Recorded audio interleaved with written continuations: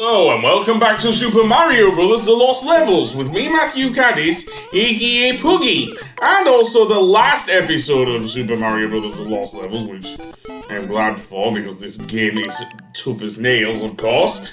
And the World 8-3 is very tough because it is a sky level, and also because of that, there are some very tricky jumps. Not least near the beginning with this spring pad and trying to get Mario onto the Koopa there and avoiding the Lucky 2. I suppose you could bounce off the Lucky 2, but doesn't always work because the Lucky 2 itself will throw out Spideys, of course. And then there's past a couple of Hammer Bros a bit later in the level. There is a bit where we will have to deal with a very tricky jump. It's not here yet because, yeah, and not that I would get that shrimp there before I go on, because that was a poison shrimp before I died to that spiny. Yeah, so I do not want a poison shrimp, thank you. No, I do not. I think I keep dying to either very tough enemies or very misplaced enemies. In terms of timing, anyway. Seriously. I'll firstly get rid of that, Koopa there? Yeah. So, yeah, okay. Getting past that piranha plant's gonna be a pain in the ass as well. Of course it is. So here we have another springboard with two Koopas. So, get on it, not over it.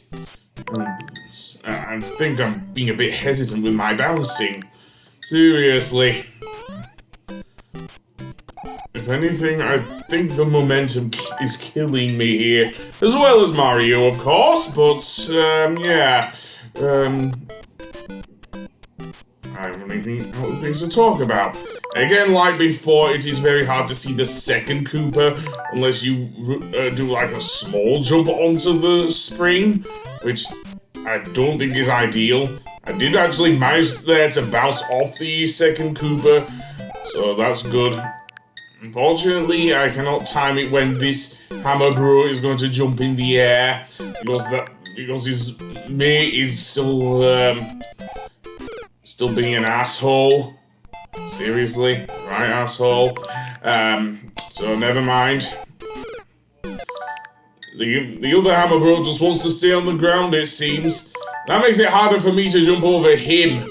Unless I, like, kind of jump very quickly after the first one. But then, immediately, the second Hammer Bro is, like, tossing his hammers like crazy here. So, yeah. Okay, then he jumps after a few hammer throws. And I run into the other Hammer Bro who's moving to the right. Bloody hell, I can't win, can I, with these two? Seriously. What are they, like the, scratch and ground of this game? Or indeed, if we're going to keep it more in universe, dare I say, Iggy and Spike. Yeah, you know, from the 1993 Super Mario Bros. Movie. Yes, I can't believe I'm referencing that, but yeah, the two unwitting henchmen of President Koopa. Yeah, anyway, over here is where the really tricky jump is after those two annoying Hammer Bros. Basically, you have to find two blocks, so I've solved the problem I was trying to solve while I was recording this. Here are the two invisible blocks. Then, after creating them, so to speak, in inverted commas, what you can do is jump on top of either one of them. I think I'll go on the one on the furthest left there, and then do a running jump towards the right, which is really tough to do because Mario does not have the run up, and then he has to, like, jump at the very end. Something I have found with 2D Mario games, certainly many 2D Mario games, my thing be like slipping and Mario falling to his death. So yes, not fun. Not at all. I suppose I could run from the thing, but it isn't a long enough run up. And that's like a scale at the other end. Yeah, it's up quite high. So make sure Mario actually lands on the left one. and makes it pivot, was that even the right word? Pull the second one down, and then we can get across. Not easy, mind, because sometimes it went too high, which I don't like either, so yeah, I cannot win. I cannot win at all here with Mario, so weirdly enough, that is actually where the end of the level is. Just beyond the scale platforms and that one paratrooper moving up and down. I don't care about getting a high score. I'm sorry, I'm not bothered. I was already running out of time anyway with that one, so never mind. World 8-8, the final level in the game, and we have the prospect of dealing with 2 Bowsers here. Yes, Bowser has seemingly a clone here. Though, apparently in-game, it is actually, a thing. Anyway, the thing about this level, as I say, there are 2 Bowsers. Yes, seriously. And the other thing of note, at the end, when we actually get past this level and actually rescue Peach, it actually plays the full version of Peach's theme, which you did not hear in, the original Super Mario Bros. It just loops like the first few notes. So yeah. But no, this is where the full version of the Peach's theme plays, and it's actually quite interesting, actually, to hear. But we'll get to that. For now, we have to deal with various obstacles such as the fire bars. In this case, the fire bar on the right there is just far too high for me to reach again. Story of this game, folks. Story of this game. So much so, I had to create a restore point because I was getting so pissed off with this.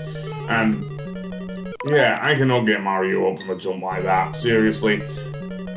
If you're expecting me to, like, run really fast, Mario starts off like a small, I don't know if I could call it a sprint there. And he jumps like a lead weight if he hasn't got enough momentum.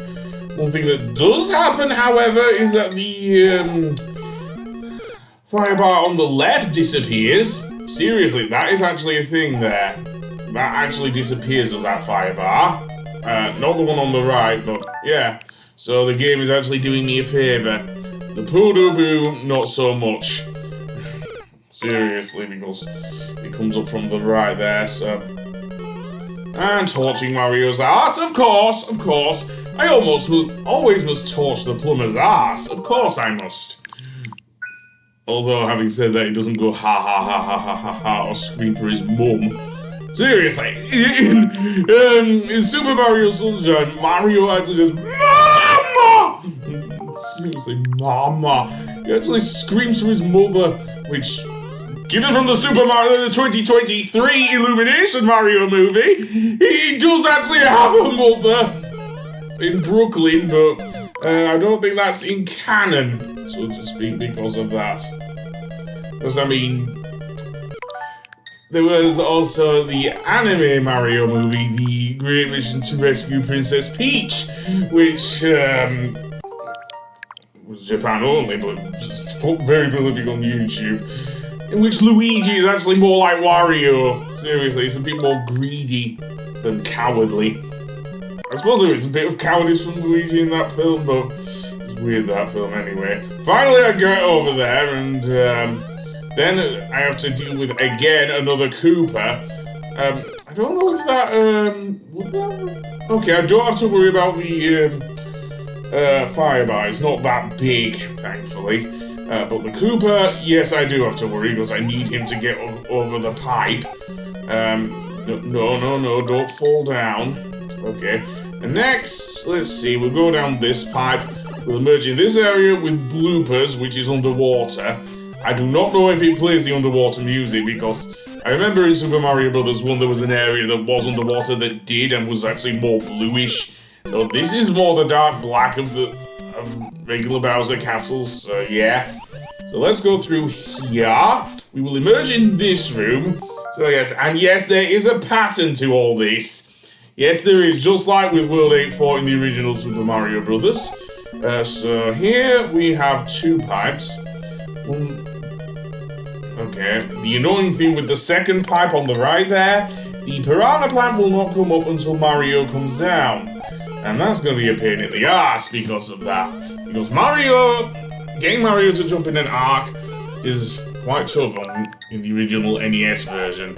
Either that or if he moves to the left there, the piranha plant will come up, but not if he's there. Seriously, and what the hell, game? There we go. And then I only want to do a small jump, I think, with Mario. But even then, that doesn't work. That does not work.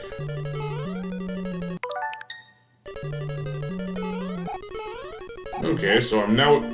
Okay, I didn't move off to the side. I wanted to land on the platform, didn't I?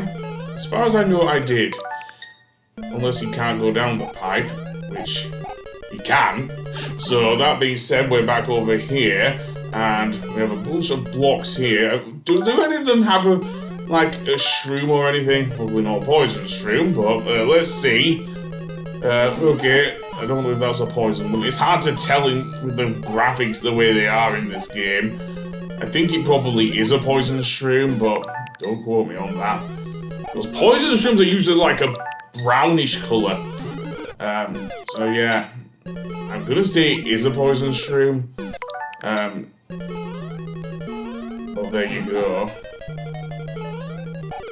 In fact, I'm getting a lot more poison shrooms here. So I can either get on the Koopa or use the platform. I'm going to use the platform because my timing with Koopas is terrible. Thank goodness I can run over small pools of lava at least. And here is where we meet the... Okay, no. This is not where we meet not Bowser here. What the hell? Stupid Koopa. Okay, fine. I'll take it. Go upstairs. Let's see what's in this room. I'm running out of time as well, which is not great. So there's fake Bowser. He's not the one we want to think because there's no bridge there for the Koopa for the thing. So yeah, he behaves like a. In fact, this fake Bowser behaves like a hammer bro.